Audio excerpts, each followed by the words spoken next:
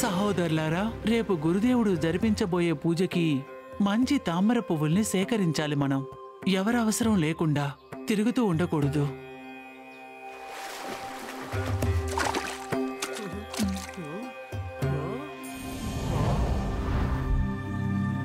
అన్నయ్య, అక్కడ మధ్యలో ఉన్న ఆ తామరని చూడండి. కోనేరు మధ్యలో ఒక అందమైన తామర.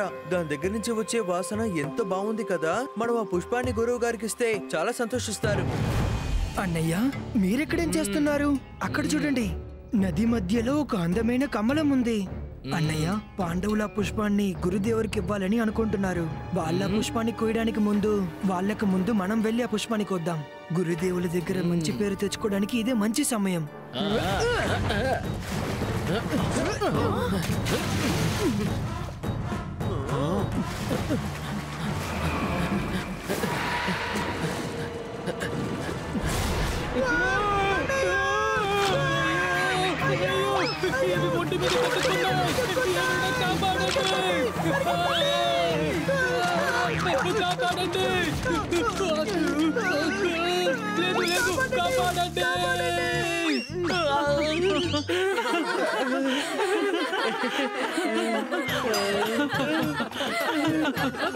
మీరందరూ ఎందుకు నవ్వుతున్నారు?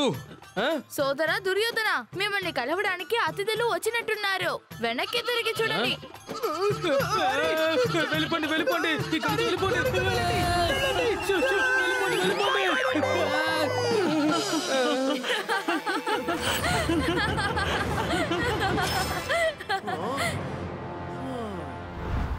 ఆ నేల కమలం చాలా రహస్యమని నాకు అనిపిస్తోంది. దీన్ని కొయ్యాలంటే మన మంచి ఆలోచనే ఆలోచించాలి. నా దగ్గర ఒక ఆలోచన ఉంది. మనం మొసళ్ళలాగా ఒక రూపాన్ని తయారు చేసుకున్నామంటే మనలో ఒకళ్ళు అది వేసుకొని నీళ్ళలోకి దిగితే ఎటువంటి జీవి మనల్ని అసలు దాడి చేయదు. మనం ఆ తామరాన్ని కూడా తీసుకుని రావచ్చు.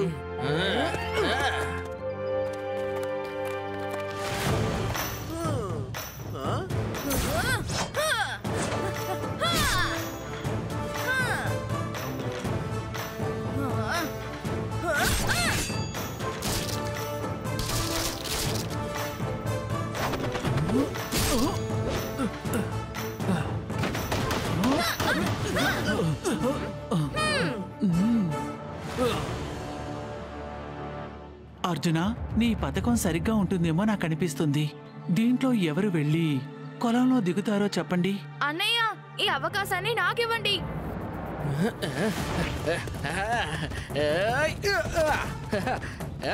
అర్రే, మంచిది ఆలోచిస్తే చెడ్డది జరిగింది. కష్టపడిందంతా మనం, కానీ దుర్యోధనుడు సులభంగా తీసుకెళ్లిపోయాడు.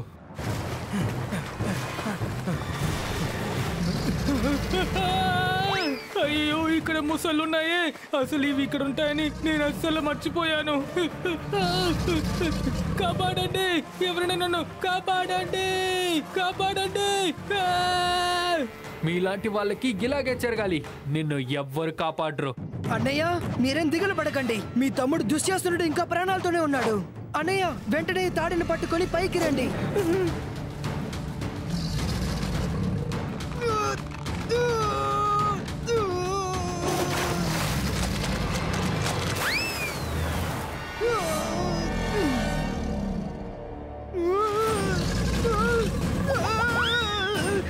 సహోదరులారా, దుర్యోధనుడు ప్రమాదంలో ఉన్నప్పుడు మనం ఒంటరిగా విడిచిపెట్టకూడదు.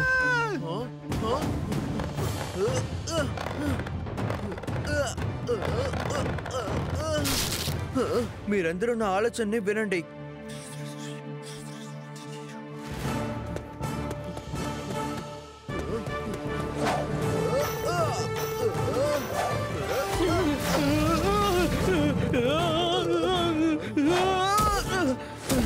అన్నయ్య, మీకేం కాలేదు కదా? నేను బానే ఉన్నాను.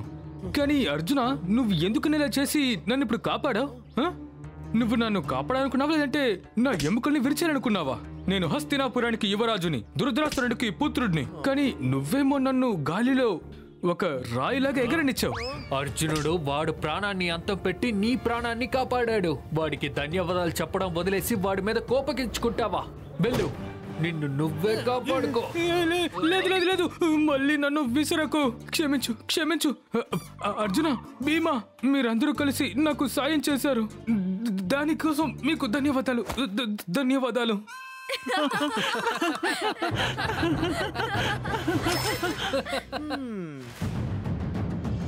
సహోదరులారా, ఆ తామర మాటిమాటికి దాని చోటుని మారుస్తూనే ఉంది. అర్జున, నువ్వేం చెప్పాలనుకుంటున్నావు? అన్నయ్య, ఈ తామర చోటు ఇక్కడే పక్కనే ఎక్కడో ఉన్నట్టు ఉంది. ఆ తామర అక్కడ మధ్యలోనే ఉంది. నేను దాన్ని బాగా గమనిస్తూ ఉన్నాను. అది ఒక మూలన ఉంది, కానీ అది కాసేపటికి ముందు అది వేరే చోటుకి వెళ్లి అక్కడి నుంచి బయటికి రావడం నేను చూశాను. ఇప్పుడు అది ప్రతి మూలల్లో నుంచి బయటికి రావడం మనకు తెలుస్తోంది. నా ఆలోచన బట్టి ఆ తామర అక్కడి నుంచే బయటికి రావాలనుకుంటాను. మీరు అందరూ ఇప్పుడు ఆ నీల తామరని చూస్తూ ఉండండి.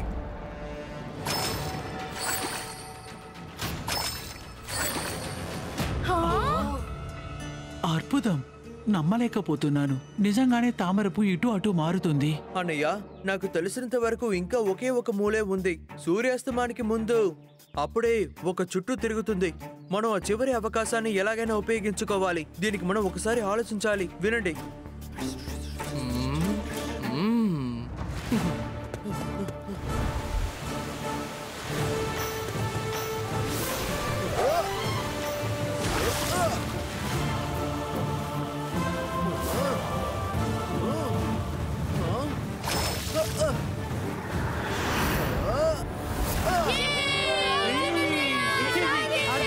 నువ్వు చేసి చూపించావు.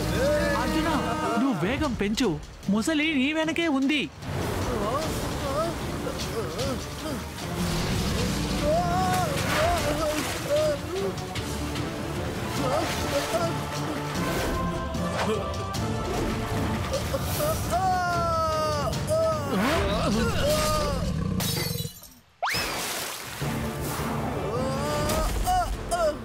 సహోదరులారా, నేను ఆ తామరని తీసుకొచ్చాను.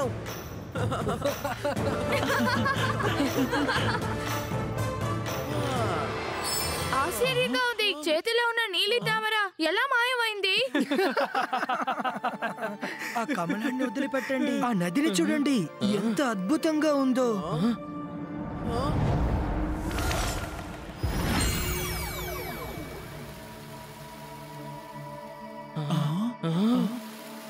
ధన్యవాదాలు బాలకుల్లారా, మీరు నాకు ప్రాణభిక్ష పెట్టారు.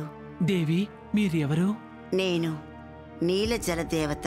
ఇంతకు ముందు జరిగిన విషయం, వ్యాసకర్ గుంట దగ్గరికి వచ్చారు.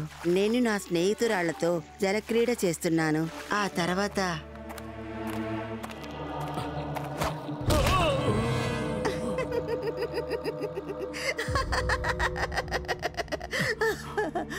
అన్యాయం, ఘోర అవమానం. నాలాంటి పండితున్నే ఇలా అవమానించినందుకు తగిన మూల్యం మీరు చెల్లించుకుంటారు. ఎవరడ్డొచ్చినా దీని నుంచి మీరు తప్పించుకోలేరు.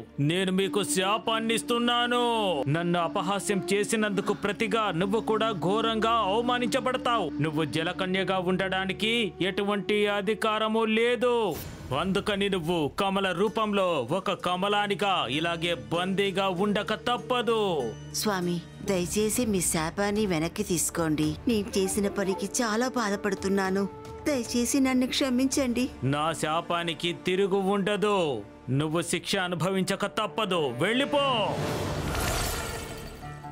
స్వామి, నా స్నేహితురాలు నిందించే పని చేసింది, కానీ మీరు అందుకోసం ఇంత పెద్ద శిక్ష వేయకండి. తన జీవితం ఇలాగే ముగిసిపోతుంది. నిజమే, నువ్వు సరిగ్గా చెప్పావు. ఏ రోజైతే ఏ మనుష్యుడు కూడా ఈ నీలి కమలాన్ని కొలను మధ్య నుంచి తీసుకోడో, అదే రోజు ఈ నీలి కమలము తన వాస్తవ రూపానికి వచ్చేస్తుంది. బాలకుల్లారా, ఎన్నో ఏళ్ల తర్వాత మీరు నాకు ప్రాణభిక్ష పెట్టారు. నేను మీకు ఎంతో రుణపడి ఉన్నాను. నేను దక్షిణమే వ్యాసి గారిని కలిసి నేను చేసిన పనికి క్షమాపణ అడగాలి. నేను వెళ్తున్నాను. నువ్వెక్కడికి వెళ్ళనవసరం లేదు నీలి జలదేవత. నేను ఎప్పటికీ నీ దరిదాపుల్లోనే ఉంటాను కదా. నేను కూడా చూస్తూ ఉంటాను నిన్ను విముక్తురాల్ని ఎవరు చేస్తారని. వెళ్ళిపో, నువ్విక స్వతంత్రురాలివి. యశస్వి భవ బాలకులారా. ధన్యవాదాలు స్వామి. అన్నయ్య, అనవసరంగా మీరు మీ ప్రాణాన్ని పణంగా పెట్టారు, కష్టపడ్డారు.